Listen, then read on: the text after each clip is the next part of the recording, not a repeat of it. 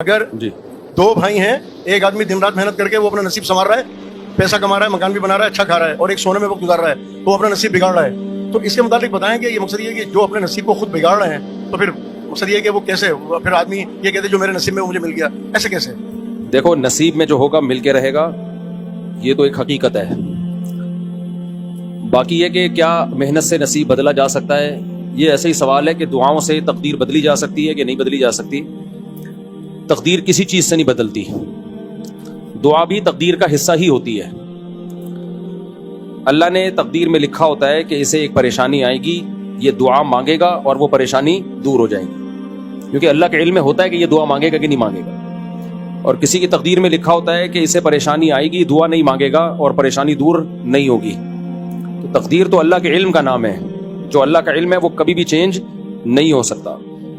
باقی یہ جو پوستی لوگ ہوتے ہیں کہتے ہیں کہ جو مقدر میں ہوگا پیسہ آ ہی جائے گا تو ہمیں محنت کی کیا ضرورت ہے. تو ان کو یہ بتانا چاہیے تیرے مقدر میں پیسہ نہیں ہے، تجھے نہیں ملے گا کبھی بھی، تو ایسے ہی سڑے گا، ایسے ہی مرے گا. کیونکہ جس کے مقدر میں پیسہ ہوتا ہے عام طور پر، ہمیشہ نہیں، بعض بغیر محنت کے بھی آ جاتا ہے، لیکن جس کے مقدر میں پیسہ ہوتا ہے عام طور پر اس کے مقدر میں محنت بھی لکھی ہوئی ہوتی ہے کہ محنت کرے گا اور پیسہ آ جائے گا. اللہ کو پتا تھا یہ محنت نہیں کرے گا، بلکہ یہی باتیں کرے گا کہ نصیب میں ہوگا تو آ جائے گا، نصیب میں نہیں ہوگا تو نہیں آئے گا. اللہ کو پتا تھا یہ باتیں کرے گا، لہذا نصیب میں اللہ نے لکھا ہی نہیں ہوتا. سمجھ رہے ہو؟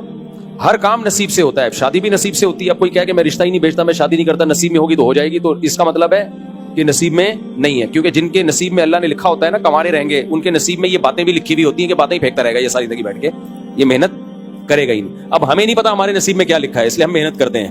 محنت کرتے ہیں تو پتہ چل جاتا ہے محنت لکھی ہوئی تھی. تو نصیب جو ہے یہ پہلے پتہ نہیں ہوتا، پہلے پتا ہو تو دنیا کا نظام بگڑ جائے. تو لکھا ہوا تو ایک حقیقت ہے جو ٹل نہیں سکتی، لیکن اس علم اللہ نے کسی مقرب فرشتے کو بھی یہ علم نہیں دیا، تقدیر کا علم. یہ علم اللہ کے پاس ہے، اور اسی بیس پہ انسان کی آزمائش ہے. اسے پتہ نہیں ہوتا کہ کیا ہے، لہذا وہ اپنے ارادے سے کر رہا ہوتا ہے. وہ تو اللہ کے علم ہے کہ یہ اپنے ارادے سے یہ کام کرے گا، لیکن ہمیں نہیں پتا ہوتا. سمجھتے ہو کہ نہیں سمجھتے؟ اور یہ جو حدیثوں میں آتا ہے کہ جو رشتہ داری جوڑتا ہے اس کی عمر لمبی ہوتی ہے، یہ صحیح حدیث ہے. جو چاہتا ہے کہ اس کی عمر میں برکت ہو، عمر لمبی ہو، وہ رشتہ داری کو جوڑے. اس پر ایک اشکال ہوتا ہے کہ عمر تو متعین ہے، تو رشتہ جوڑنے سے عمر لمبی کیسے ہو جاتی ہے؟ اس کا وہی جواب ہے کہ اللہ نے لکھا ہوا ہوتا ہے پہلے سے کہ اس کی عمر اتنی تھی، لیکن چونکہ رشتے جوڑے گا لہذا یہ عمر بڑھا دوں گا میں اس کی. تو جو اصل تقدیر ہے نا اس میں یہ پہلے سے لکھا ہوتا ہے کہ عمر کم لے کر آیا، لیکن 50 سال میں مرنا تھا، لیکن چونکہ رشتے جوڑتا تھا لہذا 80 میں مرے گا جا کے. یہ سمجھتے ہو؟ تو وہ جو اصل تقدیر ہے نا جس کو تقدیر مبرم کہا جاتا ہے وہ کبھی چینج نہیں ہوتی، بلکہ رشتہ جوڑنے کا عمل یہ بھی اسی تقدیر کا حصہ ہے کہ یہ رشتہ داری جوڑے گا. اللہ کے علم میں ہوتا ہے پہلے سے، تو اب ہمیں نہیں پتا ہوتا، لہذا عام طور پہ جو رشتہ داری جوڑتے ہیں ان کی عمریں لمبی ہوتی ہیں. آپ کہہ سکتے ہیں ہمارے فلاں رشتہ دار نے تو ساری زندگی رشتے جوڑنے میں لگا دیے پھر بھی اتنی جلدی مر گیا. تو اس میں اس کی بات یہ ہے کہ بہت سارے کام وہ جلدی مرنے والے بھی تو کر رہا ہوتا ہے نا. تو جب بھی کسی چیز کے اسباب اختیار کیے جاتے ہیں نا تو سب چیزیں پلس مائنس ہو کے رزلٹ سامنے آتا ہے.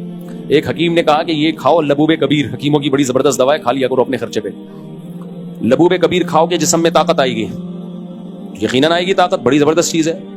لیکن آپ لبوب کبیر کے ساتھ اس میں چرس ملا کے کھا رہے ہو. آپ صبح 1 چمچ لبوب کبیر کا، شام کو 1 چمچ چرس کا، پھر کہہ رہے ہو کہ یار میرے میں تو طاقت آ نہیں رہی. تو بھائی آپ طاقت لانے کا 1 چمچ اور ختم کرنے کے 2 چمچ کھا رہے ہو. ٹھیک ہے؟ تو ایسے ہی جو بھی عمل ہے اس سے عمریں بھی بڑھتی ہیں، رزق میں برکت بھی ہوتی ہے، لیکن ہم بہت سارے رزق میں بے برکتی کے اسباب بھی اختیار کر رہے ہوتے ہیں، بہت ساری چیزیں عمر گھٹانے والی بھی کر رہے ہوتے ہیں. تو پلس مائنس ہو کے رزلٹ سامنے آتا ہے.